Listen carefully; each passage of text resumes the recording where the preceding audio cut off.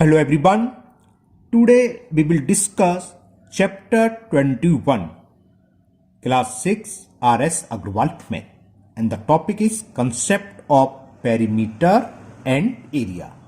आज के वीडियो में हम इसका इंट्रो करेंगे, इंट्रोडक्शन है ना वीडियो है, जिसके वीडियो में हम इस वीडियो में पेरीमीटर और एरिया क्या होते हैं, इनको फाइंड करने के क्या क्या फॉर्मूले हैं किसी प्लेन फिगर के, वो आज डिस्कस करेंगे। हालांकि आप लोग जानते हैं, फिर भी एक बार हम इस वीडियो में केवल इंट्रो कर देते हैं। तो सबसे पहला पेरीमीटर कि व्हाट इज पेरीमीटर, है ना। क्या होता है पेरीमीटर? कोई भी क्लोज फिगर हो, उसकी बाउंड्री की लेंथ, हमने एक फिगर ये बनाई, कैसी भी हो सकती है, क्लोज हो, तो ये जितनी भी लेंथ बैठ रही है, एक हमने एक ट्रायंगल बनाया, तो ये प्लस ये, कोई सर्किल भी हो सकता है, क्लोज फिगर तो कुछ भी है, कोई स्क्वायर बना लिया या रेक्टेंगल या पैरेललोग्राम कुछ भी। तो क्लोज फिगर के चारों तरफ जितनी भी साइड्स हैं उन सबका सम, और सर्किल में साइड्स तो होती नहीं है, इसलिए हम बोल देते हैं length of the boundary of a close figure is called perimeter of plane figure. तो पेरीमीटर ऑफ प्लेन फिगर क्या होगा?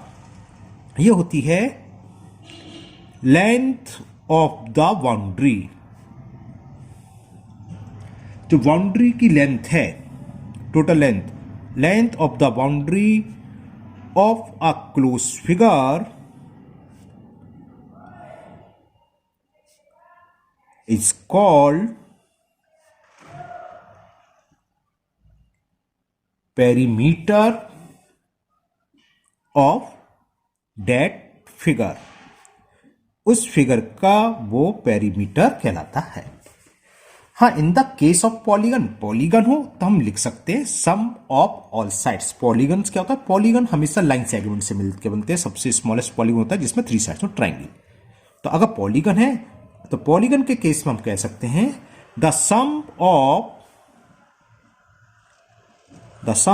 ऑफ ऑल साइड्स, क्योंकि सर्किल में साइड्स नहीं होती क्लोज फिगर है, इसलिए लेंथ ऑफ बाउंड्री यूज हो जाता है। लेंथ ऑफ बाउंड्री तो कुछ ही हो, ये भी बाउंड्री, इन सबकी पूरी लेंथ पेरीमीटर होगी। हाँ, ओनली पॉलीगन लिखा हुआ तो हम लिख सकते हैं the sum of all sides of a polygon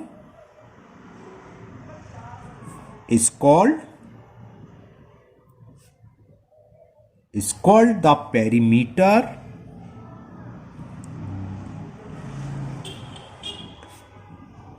of the polygon. तो ये पेरीमीटर तो आपको समझ में आ गया, लेकिन अब एक चीज और हो सकता है। हमने एक फिगर दे दी, ये लिख दिया 3 सेंटीमीटर, ये लिख दिया मतलब लिख क्या दिया, सपोज करो क्वेश्चन में दे रखा 4 सेंटीमीटर और ये दे रखा है 2 सेंटीमीटर, और हम क्या find the perimeter of this figure. और आपने अगर लिख दिया 3 + 4 + 2, ये कितना हो गया? 3 + 4 7, 7 + 2 9 सेंटीमीटर। तो आप अगर लिखते हैं 9 सेंटीमीटर तो ये गलत हो गया। अब दिमाग में आता है गलत क्यों हो गया?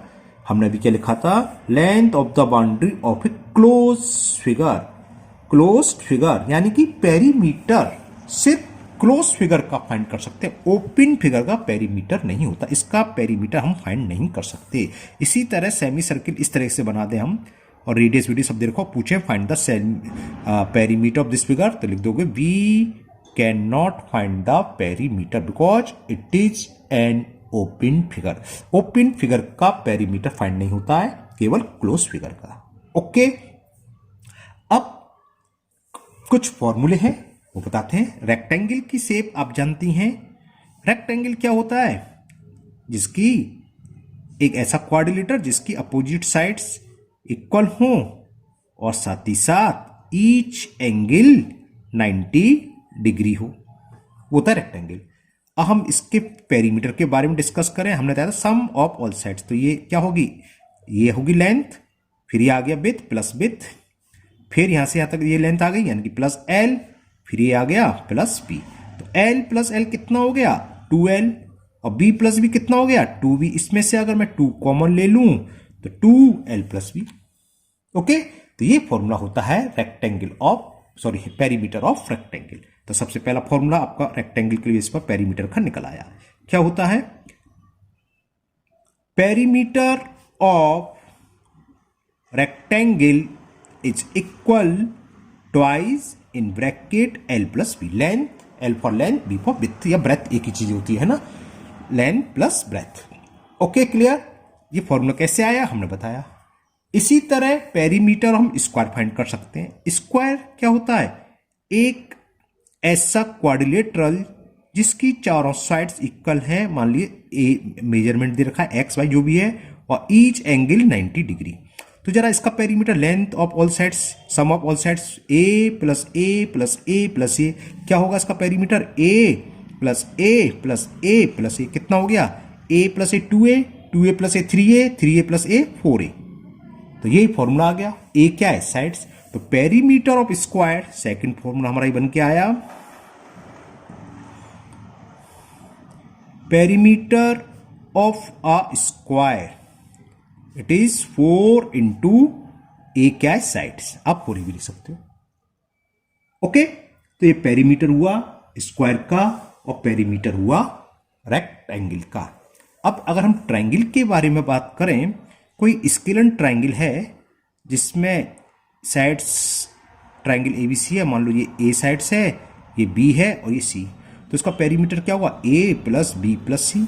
ए बी सी क्या मेजरमेंट होगा? 10 centimetre, 5 centimetre, 6 centimetre, first sides plus second sides plus third sides. तो पेरीमीटर ऑफ ट्रायंगल क्या होता है? Sum of all sides. तो थर्ड फॉर्मूला हमारा ट्रायंगल के लिए ये बना कि पेरीमीटर ऑफ अ ट्रायंगल ये होगा सम ऑफ ऑल साइड्स। ट्रायंगल की तीनों सम ऑल और साइड्स, ट्रायंगल में तीन ही साइड्स होती हैं, तो तीनों साइड्स का सम वो इसका पेरीमीटर कहलाएगा। अब हम बात करते हैं इक्विलेटर ट्रायंगल के बारे में। इक्विलेटर ट्रायंगल क्या होता है? एक ऐसा ट्रायंगल जिसकी तीनों साइड्स इक्वल होती हैं। तो सम ऑफ ऑल साइड्स क्या होगा? A plus a plus a plus a 2a, 2a plus a 3a। तो पेरीमीटर क्या हो गया? 3a। 3 का मतलब 3 इंटू ए क्या साइड्स। तो ये फॉर्मूला हो गया इक्विलेटर ट्रायंगल का।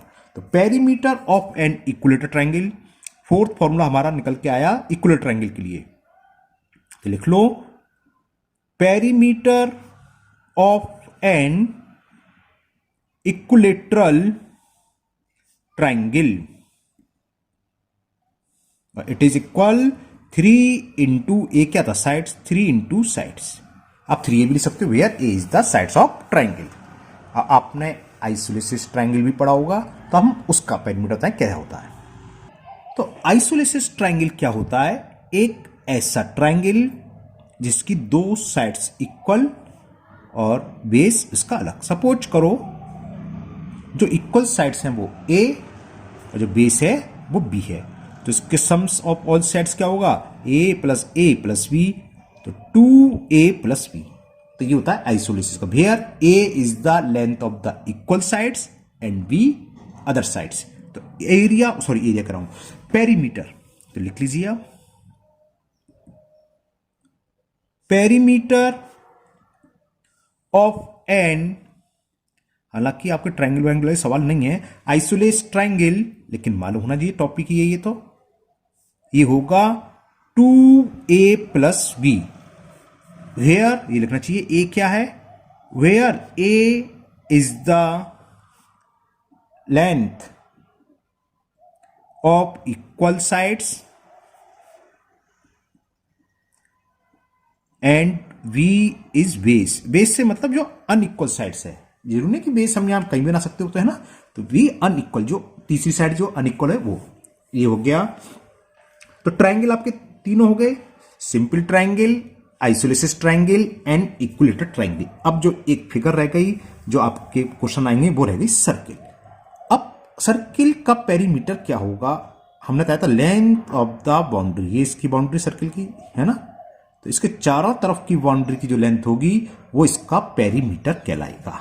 सर्किल के पेरीमीटर को अलग नेम दे दिया गया, उसको हम बोलते हैं सर्कमफ्रेंस। अगर आपसे पूछ ले find the perimeter of circle यानी कि सरकमफ्रेंस पूछ रहा है, ये लिखा हो सरकमफ्रेंस ऑफ सर्किल यानी कि इसका पेरीमीटर। कुल मिलाकर हमें लेंथ ऑफ बाउंड्री निकालनी है। इसका एक फॉर्मूला है, वो होता है, आप लोगों ने पढ़ा भी है, 2πr। तो पेरीमीटर और सर्किल की आर क्या होती है, रेडियस, सेंटर से सरकमफ्रेंस की डिस्टेंस कहलाती है आर, है ना। तो पेरीमीटर ऑफ अ सर्किल, या बताया था, और पेरीमीटर कम ही होता है, सरकमफ्रेंस बोलता है।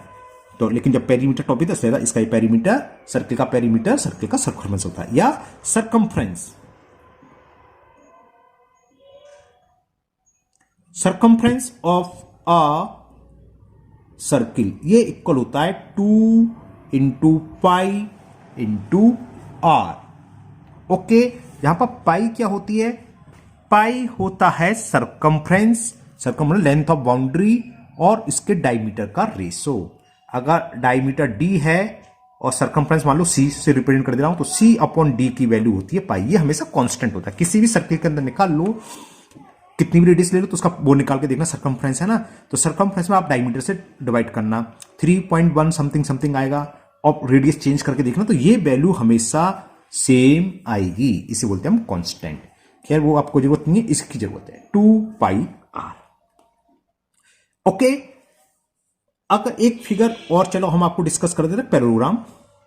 पैरेललोग्राम में क्या होता है, अपोजिट साइड्स इक्वल होती हैं। अगर ये 4 है, ये भी 4 होगी, मान लो ये L है और ये B है, अपोजिट साइड्स ये दोनों इक्वल होती हैं। रेक्टेंगल की तरह ही है, लेकिन रेक्टेंगल में ईच एंगल क्या होता है, 90 डिग्री है, 90 डिग्री नहीं है। लेकिन पेरीमीटर में तो वही है, L plus B plus L plus B, तो वही आ जाता है जो रेक्टेंगल का है, ट्वाइस L प्लस B, चारों साइड्स का सम। ये था पैरेललोग्राम। तो ये आपका हुआ पेरीमीटर। अब हम डिस्कस करेंगे एरिया। तो फर्स्ट एरिया क्या होता है, पहले इसके बारे में बताते हैं, फिर उनके फॉर्मूले जो ऊपर फिगर हमने पेरीमीटर में लिखे हैं वही सारे फॉर्मूले हम लिखेंगे एरिया के लिए। तो ये एरिया क्या होता है, जैसे हम एक ट्रायंगल बनाएं तो इसकी बाउंड्री के अंदर का स्पेस, जो भी इसने घेरा हुआ है, स्थान घेरा हुआ है, इंक्लोज है, वो कहलाता है एरिया। अगर हम एक सर्किल बनाएं तो सर्किल के बाउंड्री के अंदर तक का पूरा स्पेस, स्क्वायर बनाएं तो स्क्वायर के अंदर का, आपको समझ में आ गया। तो जो प्लेन फिगर स्पेस घेरती है ना, वो उसका एरिया कहलाता है। तो यानी कि जो रीजन इंक्लोज्ड बाय फिगर, जो रीजन है, क्षेत्र है जिसका, है ना, वो कहलाता है इसका एरिया। तो एरिया की डेफिनेशन क्या होगी, the measurement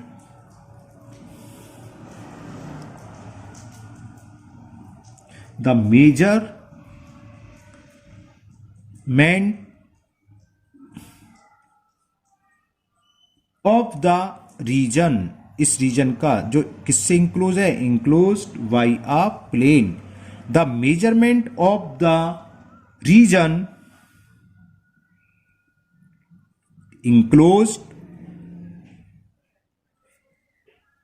bye a plane figure is called the area of that figure, is called the area of the figure। आ रही है ना, क्लियर। अब जैसे हमने रेक्टेंगल का पेरीमीटर लिखा था, इसी तरह रेक्टेंगल का फॉर्मूला क्या होगा, एरिया, एरिया ऑफ रेक्टेंगल आ जाएगा। चलिए एरिया के लिए first formula, area of rectangle, ये होता है लेंथ इनटू ब्रेथ, जिसको L for length, B for breadth. Second, area of square, दूसरा फिगर हमने स्क्वायर पेरीमीटर डिस्कस करा था, जिसका फॉर्मूला क्या था, 4 इंटू साइड। एरिया में क्या होता है, इसी से बनता है, सेम लेंथ भी साइड से है, ब्रेथ भी साइड्स मतलब इक्वल है, sides into side, side square, तो इसको हम बोलते हैं side square, side into side, side का स्क्वायर। ओके, फिर अच्छा स्क्वायर है, स्क्वायर को देखिए एक चीज और बता दें, इसका डायगोनल दे रखा हो अगर तो क्या होता है, देखो स्क्वायर क्या होता है, हमने अभी डिस्कस करा थोड़ी देर पहले, एक ऐसा क्वाड्रिलेटरल जिसकी चारों साइड्स इक्वल हो और ईच एंगल 90 डिग्री, ये चारों साइड्स इक्वल है। सपोज करो ये ए है, ये है, तो जरा हम इसका डायगोनल्स निकालना है पाइथागोरस थ्योरम से। क्या होता है डायगोनल्स? इसका स्क्वायर प्लस इसका स्क्वायर। चलो इसको नेमिंग कर दे रहा हूं, ए बी सी डी। ये साइड्स का मतलब साइड क्या, ए का स्क्वायर है ना, आप ए स्क्वायर भी लिख सकते हो। अब जरा ए सी का स्क्वायर निकालें, पाइथागोरस में आप जानते हो ये हो गया A B square plus B C square.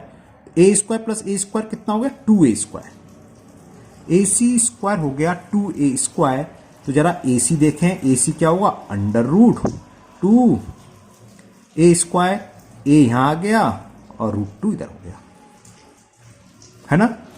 अब एरिया ऑफ स्क्वायर क्या होता है, अभी हमने बताया था एरिया ऑफ स्क्वायर होता है साइड स्क्वायर।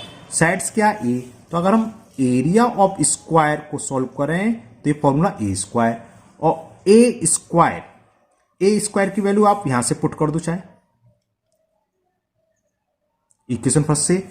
ए स्क्वायर क्या होगा, फर्स्ट दिख गई है, 2 नीचे आ जाएगा, इससे ए स्क्वायर की वैल्यू कितनी हुई, ए सी स्क्वायर अपॉन 2 हुई ना। तो ए स्क्वायर की वैल्यू यहां रख दो, a c square area of square equal to a square और ए सी स्क्वायर अपॉन 2। तो ये क्या हो गया 1/2, और ए सी क्या है डायगोनल्स, तो इनटू डायगोनल्स का स्क्वायर। तो ये फॉर्मूला ये भी होता है, लिखता हूं मैं अलग से लिख देता हूं। तो एरिया ऑफ स्क्वायर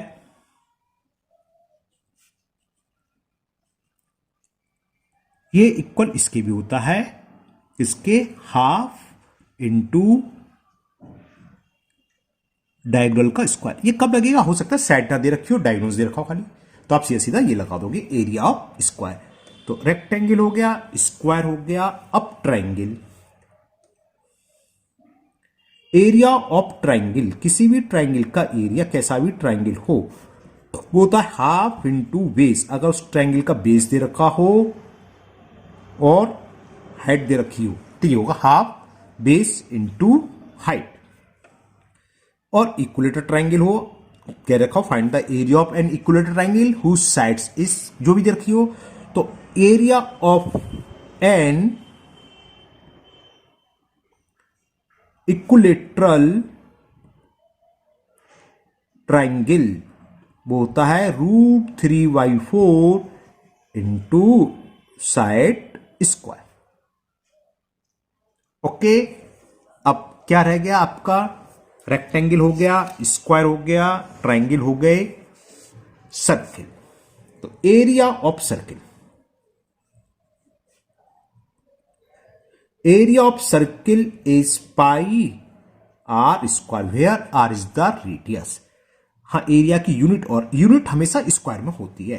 क्यों होती है, देखो L इंटू वी, रेडियस अगर मान लो 8 सेंटीमीटर है तो सेंटीमीटर इंटू सेंटीमीटर है तो सेंटीमीटर स्क्वायर हो गया। तो इसकी यूनिट जो होती है, यूनिट हमेशा क्या होती है, unit of square, unit of area किस में होती है, इसको लिखते हैं स्क्वायर यूनिट, एक्स क्यूब लिख देते शॉर्ट में, या मान लो सेंटीमीटर है तो सेंटीमीटर स्क्वायर ऐसे लिख देते हैं, या इसको क्या लिख सकते हैं स्क्वायर सेंटीमीटर, दोनों साइड्स मीटर में है तो मीटर स्क्वायर। ओके, ये यूनिट थी। एरिया ऑफ सर्किल भी हो गया। अब हाँ, आपकी बुक में कोई क्वेश्चन है नहीं एरिया ऑफ पैरेललोग्राम का, लेकिन बात आई है तो मैं लिख ही देता हूं। Area of parallelogram